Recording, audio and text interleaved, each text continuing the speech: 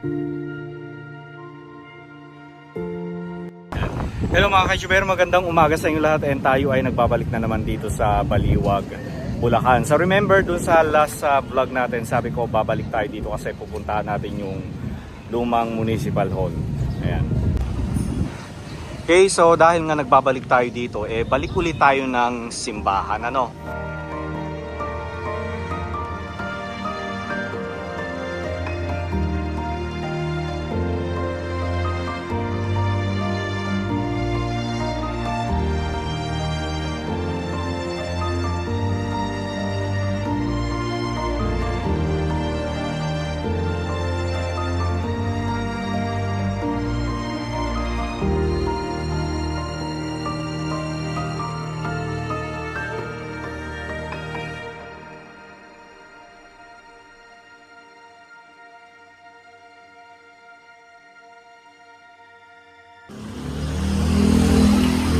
Okay, so nandito na tayo mga ka-YouTubero. May kaaway si ate. Eto na siya oh. Sana open naman na ano. Ayan, open na. Pero ang tanong, pwede kaya tayong mag-video sa loob? Yun lang. Papaalam pa tayo.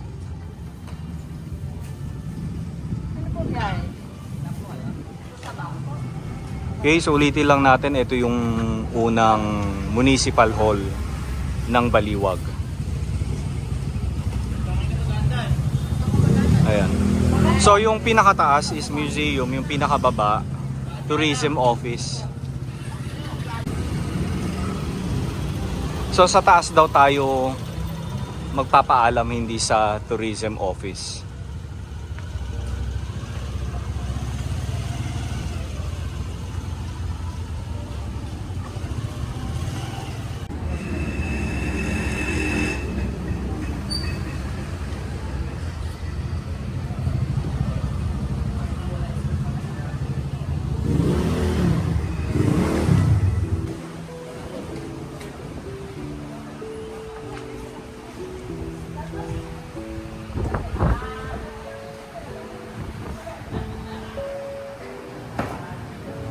Okay, so upon entering, kailangan nating mag-register.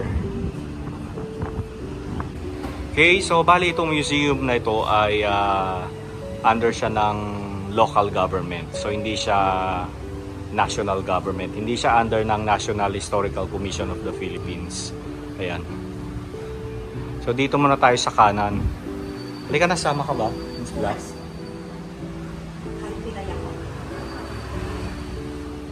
Oo nga, pilay-pilay si Miss Black, oh. Mali siya ng bangon. Kaya pilay-pilay.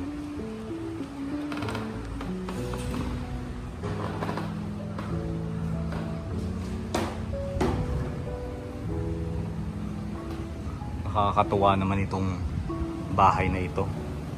O old municipal hall.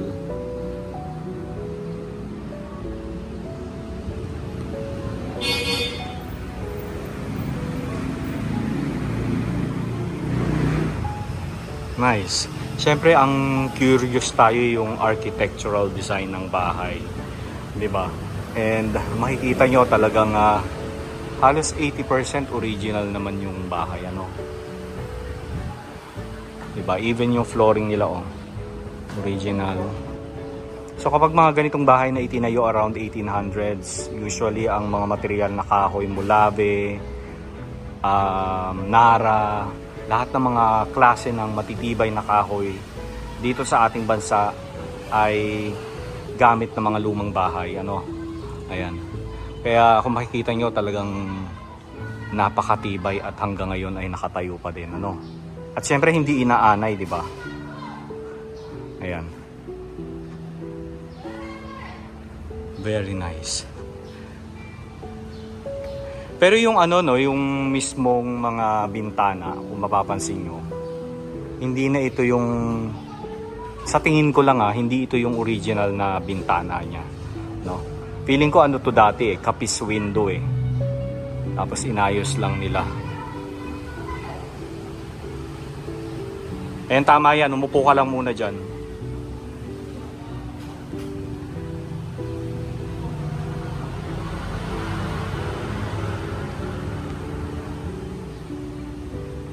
Okay, Silid Aklatan ni Francisco Guerrero.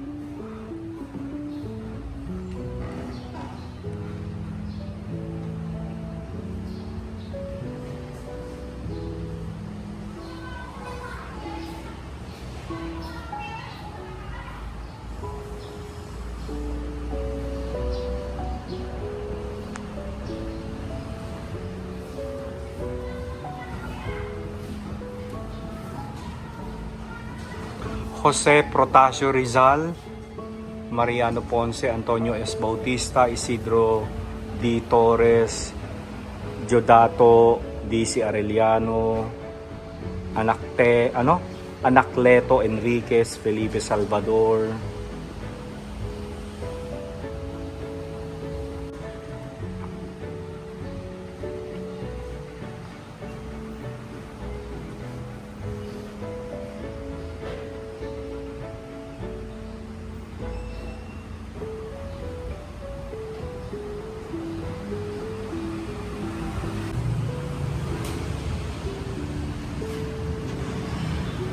Okay, so dito naman tayo sa kabilang side.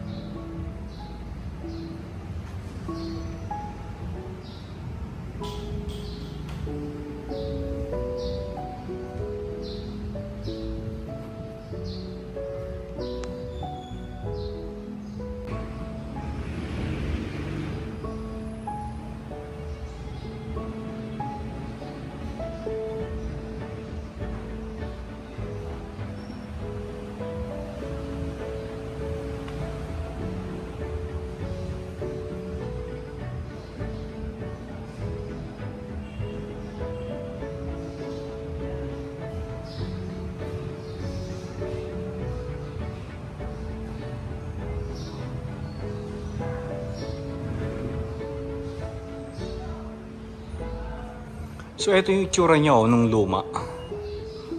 Yan.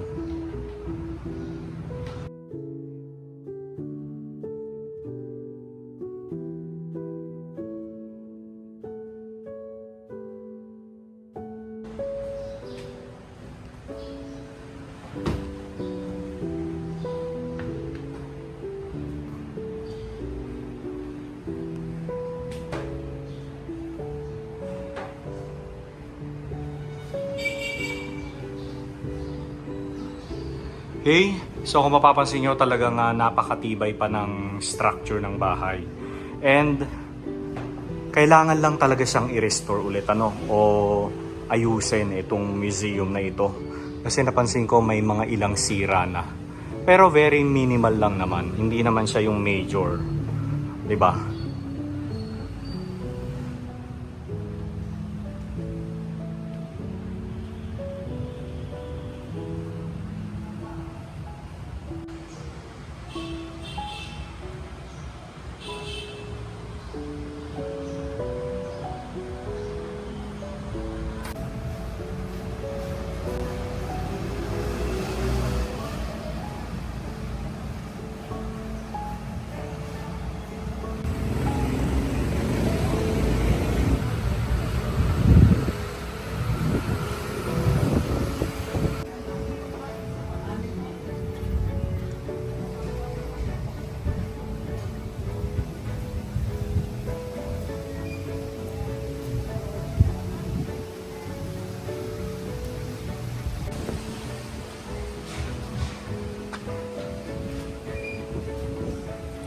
Yan yung sinasabi ko mga kaijubero. May mga parts na sira na. Pero hindi naman siya yung ganun ka ano. Kumbaga kayang-kaya pa siyang ayusin.